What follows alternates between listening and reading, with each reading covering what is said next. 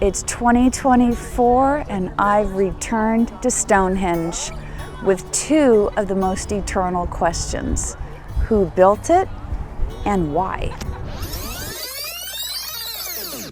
Actually, the real essential question is how in the world you get to Stonehenge, England without a car.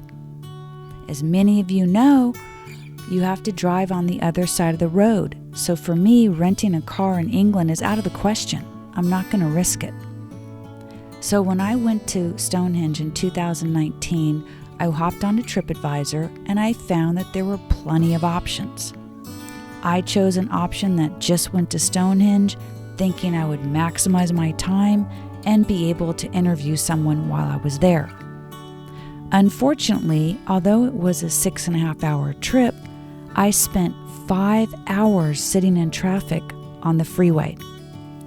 So when I went back to go to Stonehenge again in 2024, I wanted to fix that, and I found some solutions that you're going to want to know about.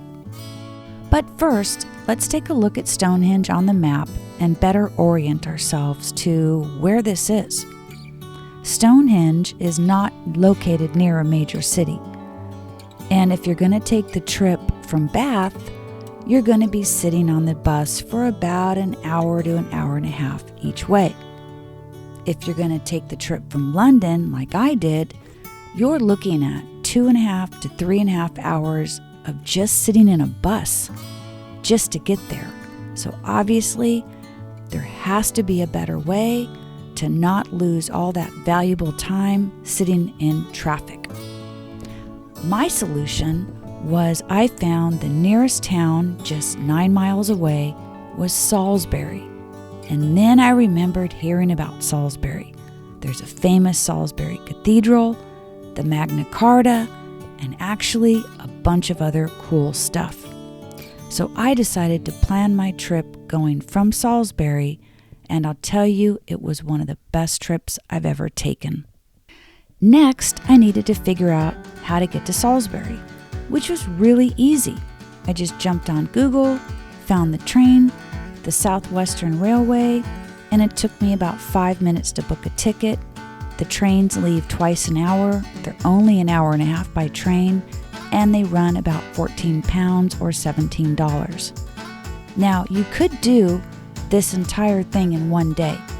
If you got up early enough, you can go in and go see Stonehenge and knock yourself out. But for me, I definitely wanted to stay a few days and see all that Salisbury had to offer.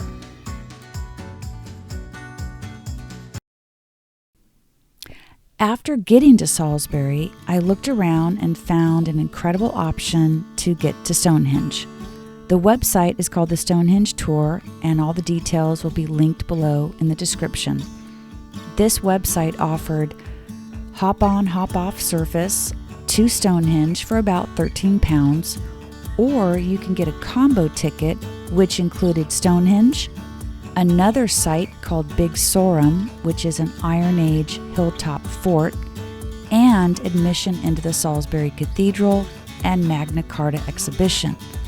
So this was perfect because I would get transportation and ticketing for everything in Salisbury for one price, which was £47.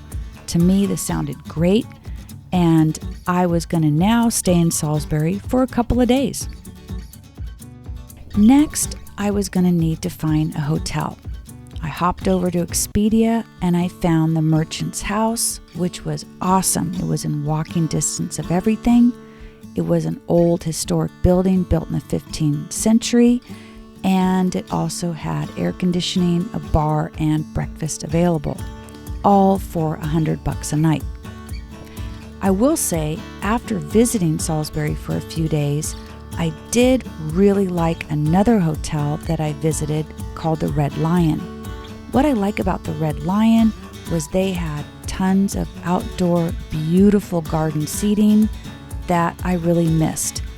I really wanted someplace to sit outside, and this place was just super charming. However, you have to figure out what your priorities are, because the Red Lion doesn't have air conditioning. If it's fairly cool outside and that's not a problem, I would recommend checking out the Red Lion, although the merchant's house was pretty cool. I hope this video has helped you consider how to book a trip visiting Stonehenge. I think going from Salisbury is an excellent option, and there's also a few other places to check out, like Big Sorum and the Salisbury Cathedral and Magna Carta exhibition. This was such a cool trip, and there was so many amazing things to see in Salisbury. I'm actually going to make another video going into detail on what not to miss in Salisbury and some much needed travel advice when visiting Stonehenge. Now I'll leave it there for now. Please join me for the next video, and I am going to leave you with some music and footage of my visit to Salisbury Cathedral, which is a magical place. Thank you so much for watching. Please like and subscribe and join me for the next video.